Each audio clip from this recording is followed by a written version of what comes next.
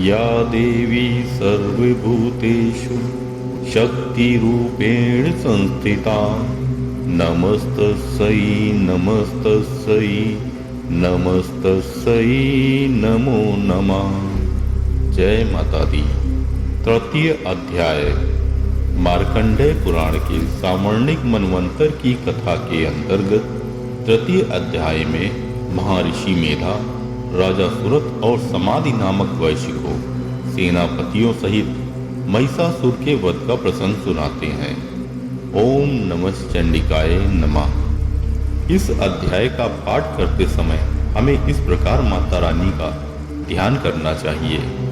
जगदम्बा माँ के श्री अंगों की कांति उदय काल के सहस्रों सूर्यों के समान है। वे लाल रंग की रेशमी साड़ी पहने हुए हैं। उनके गले में मुंडमाला शोभा पा रही है। दोनों स्तनों पर रक्त चंदन का लेप लगा है। वे अपने कर कमलों में जप मालिका, विद्या और अभय तथा वर मुद्राएं धारण किए हुए हैं। 3 नेत्रों से सुशोभित मुखारविंद की बड़ी शोभा हो रही है। उनके मस्तक पर चंद्रमा के साथ ही रत्नमय मुकुट बंधा है तथा वे कमल के आसन पर विराजमान हैं। ऐसी देवी माँ को मैं भक्ति पूर्वक प्रणाम करता हूँ। महर्षि कहते हैं, दैत्यों की सेना को इस प्रकार तहस नहस होते देख महादैत्य सेनापति चिछुर क्रोध में भरकर अंबिका देवी माँ से युद्ध करने के लिए आगे बढ़ा। वह असुर रणभूमि में देवी माँ के ऊपर इस प्रकार बाणों की वर्षा करने लगा जैसे बादल मेरुगिरी के शिखर पर पानी की धार बरसा रहा हो। तब देवी माँ ने अपने बाणों से उसके बाण समूह को अनायास ही काट कर उसके घोड़ों और सारथियों को मार डाला। साथ ही उसके धनुष तथा अत्यंत ऊंची ध्वजा को भी तत्काल काट गिराया। धनुष कट जाने पर उसके अंगों को अपने बाणों से बींध डाला। धनुष, रथ, घोड़े और सारथी के नष्ट हो जाने पर वह असुर ढाल और तलवार लेकर देवी माँ की ओर दौड़ा। उसने तीखी धार वाली तलवार से सिंह के मस्तक पर चोट करके देवी माँ की भी बाईं भुजा में बड़े वेग से प्रहार किया। हे राजन, देवी की बाह पर पहुंचते ही वह तलवार टूट गई। फिर तो क्रोध से लाल आंखें करके उस राक्षस ने शूल हाथ में लिया और उसे उस महादैत्य ने भगवती भद्रकाली माँ के ऊपर चलाया। वह शूल आकाश से गिरते हुए सूर्यमंडल की भांति अपने तेज से प्रज्वलित हो उठा। उस शूल को अपनी ओर आता देख देवी माँ ने भी शूल का प्रहार किया। उससे राक्षस के शूल के सैकड़ों टुकड़े हो गए। साथ ही महादैत्य चिछुर की भी धज्जियां उड़ गईं। वह प्राणों से हाथ धो बैठा।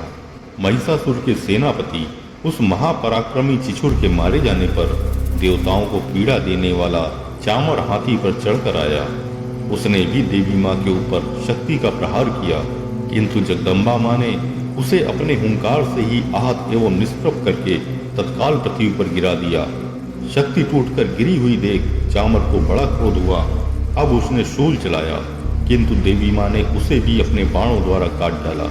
इतने में ही देवी माँ का सिंह उछलकर हाथी के मस्तक पर चढ़ बैठा और उस दैत्य के साथ खूब जोर लगाकर बाहु युद्ध करने लगा। वे दोनों लड़ते लड़ते हाथी से पृथ्वी पर आ गए और अत्यंत क्रोध में भरकर एक दूसरे पर बड़े भयंकर प्रहार करते हुए लड़ने लगे। तदनंतर सिंह बड़े वेग से आकाश की ओर उछला और उधर से गिरते समय उसने पंजे की मार से चामर का सिर धड़ से अलग कर दिया। इसी प्रकार उदग्र भी शिला और वृक्ष आदि की मार खाकर रणभूमि में देवी माँ के हाथों मारा गया। कराल भी दांतों, मुक्कों और थप्पड़ों की चोट से धराशायी हो गया।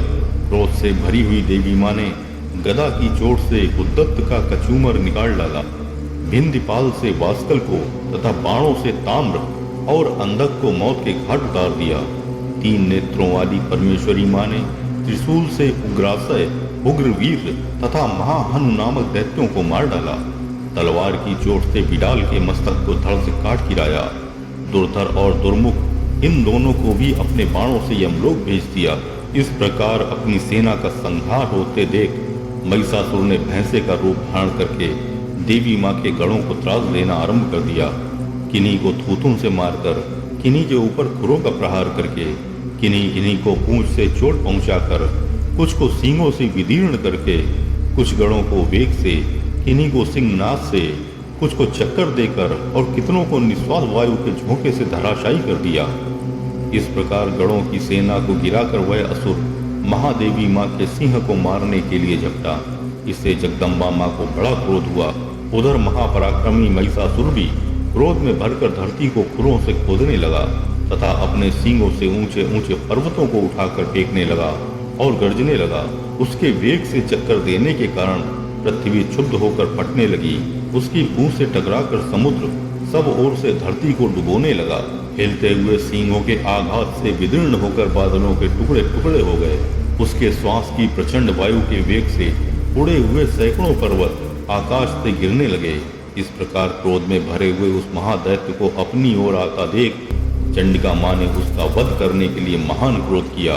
उन्होंने पाश फेंककर उस महान असुर को बांध लिया। उस महासंग्राम में बंध जाने पर उसने भैंसे का रूप त्याग दिया और तत्काल सिंह के रूप में वह प्रकट हो गया। उस अवस्था में जगदम्बा माँ ज्यों ही उसका मस्तक काटने के लिए उद्यत हुई, त्यों ही वह खड्गधारी पुरुष के रूप में दिखाई देने लगा। तब देवी माँ ने तुरंत ही बाणों की वर्षा करके ढाल और तलवार के साथ उस पुरुष को भी बींध डाला। इतने में ही वह महान गजराज के रूप में परिणित हो गया तथा अपनी सूंड से देवी माँ के विशाल सिंह को खींचने और गरजने लगा। खींचते समय देवी माँ ने तलवार से उसकी सूंड काट डाली। तब उस महादैत्य ने पुनः भैंसे का शरीर धारण कर लिया और पहले की भांति चराचर प्राणियों सहित तीनों लोगों को व्याकुल करने लगा। तब क्रोध में भरी हुई जगन माता चंडिका माँ बार बार उत्तम मधु का पान करने और लाल आंखें करके हंसने लगी। उधर वह बल और पराक्रम के मद में उन्मत्त हुआ राक्षस गरजने लगा और अपने सींगों से चंडी माँ के ऊपर पर्वतों को फेंकने लगा। उस समय देवी माँ अपने बाणों के समूह से उसके फेंके हुए पर्वतों को चूर्ण करती हुई बोली। बोलते समय उनका मुख मधु के मद से लाल हो रहा था और वाणी लड़खड़ा रही थी। देवी माँ ने कहा, ओ मूर्ख, मैं जब तक मधु पीती हूँ तब तक तू क्षण भर के लिए खूब गरज ले। मेरे हाथ से यही तेरी मृत्यु हो जाने पर अब शीघ्र ही देवता भी गर्जना करेंगे।